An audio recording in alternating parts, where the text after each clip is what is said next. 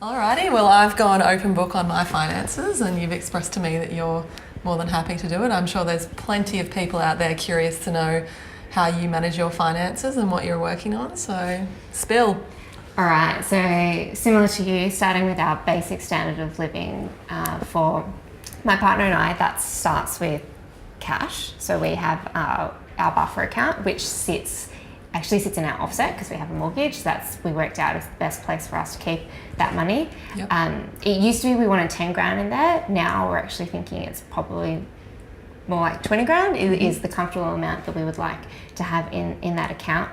There were a few big expenses last year, so we're in the process of building that back up to that 20 grand goal. I'm really excited to hit that in the next couple of months. Alongside that, using insurance to protect us for some of our basic needs. So both my partner and I have Zurich insurance products. We use Zurich Active, so that is, I guess it's the reason why I mentioned that product name is because it's a bit of a hybrid insurance product where it blends life, TBD and trauma cover into one policy rather than holding them all individually.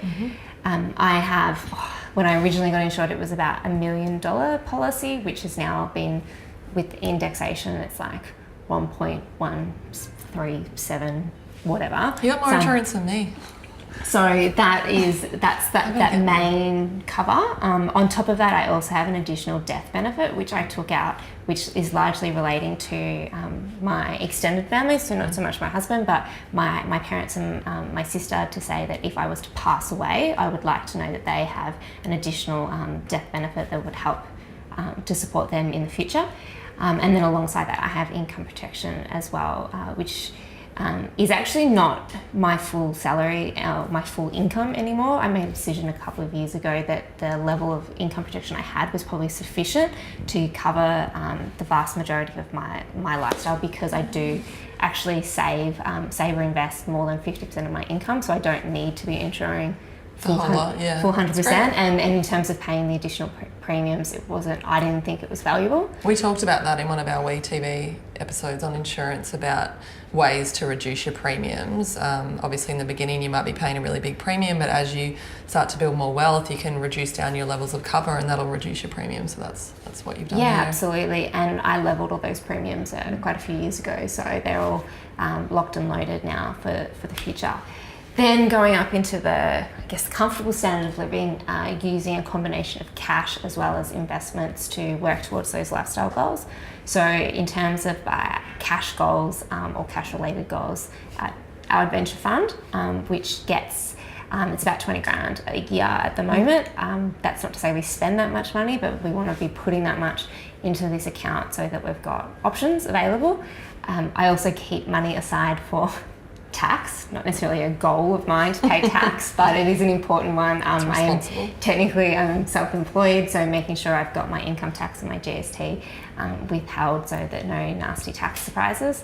Then on top of that, I have a house account, which is, I identified a few years ago that money was sort of sitting in my cash hub, like for bills and living expenses, but it was sort of hard to see what I had available, and I like to actually separate that money out so it's there for, well, we kind of call it, it's like the Bunnings account. It's the stuff that you spend around the house, buy some new sheets or furnishings, or just want to barbecue before Christmas, so that's that money. And we also have cash savings at the moment, because one of the big aspirational goals that we're working towards is buying a holiday house, which is really, really fun and exciting. And that's where I don't actually put a regular amount of money into that account because my income changes from month to month.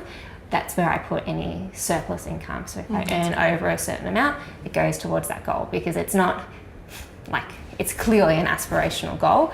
It's not a basic need. It's not a basic need, it's not a comfortable need. And so all of those are taken care of with regular direct debits, but this one is just if there's any surplus, this is where that goes. It's also why I feel quite comfortable that my get out of jail account isn't full at the moment, because I do actually have a bit of cash saved up for this other goal. And I know that if shit hit the fan, that is the first place that I would take it from. Then on top of that, working towards very similar, that financial freedom number, we're targeting about $2 million. And that comes together from 4 or 5 key assets. So a share portfolio, which we put money in each month. Previously, we have leveraged that, so we do have a loan attached to it, but we're not leveraging it right now with any sort of regular contribution. Have 2 investment bonds or insurance bonds. One we don't count towards our financial freedom number because it's there to build the dream house in our holiday destination. Then we have the 2 properties. So even though we live in one of our properties at the moment, we still consider it an investment asset because we know that it's not a forever home. So we consider that equity that goes towards that as being part of our financial freedom number. What's that? That's a comfortable standard. That's good. And then the aspirational. Yeah. That's the body dream house. So that's on your phone screen. Yeah, that's on my phone screen. It's on my vision board. That's on my alerts on realestate.com.au. And that's where that one of those bonds goes towards that goal in terms of the cash is there to buy like a block of land or something like an old dive place, but then the bond is there to actually build the dream eco house. Also, I'm quite similar. I consider my superannuation to be part of the aspirational because I'm planning You're trying to sort yourself out before then. long before then. So that is, I do make voluntary contributions to maximise the concessional contribution cap. People in our age group or demographic, these millennials, there's not a lot of room to actually put money into super these days, particularly if you're not a business owner. So I want to make sure that I'm hitting that cap pretty hard. Also because I'd like to think that in the future I may not necessarily be working every day of the week. So in the future I may put less into superannuation. So I want to know that it's actually... I want to front load it. I want to make sure it's ahead of the curve right now.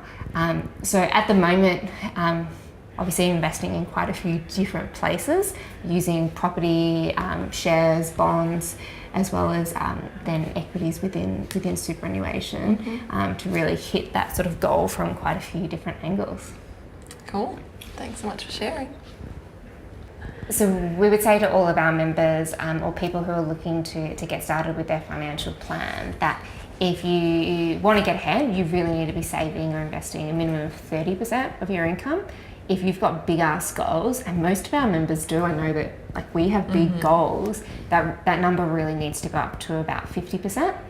When it comes to looking at what you're spending within that, people do tend to get very fixated on percentages, but I would say that that's really arbitrary because if that was the case, then my personal spending would have doubled in the last 5 years because my income's doubled. But the reality is my personal spending has stayed the same.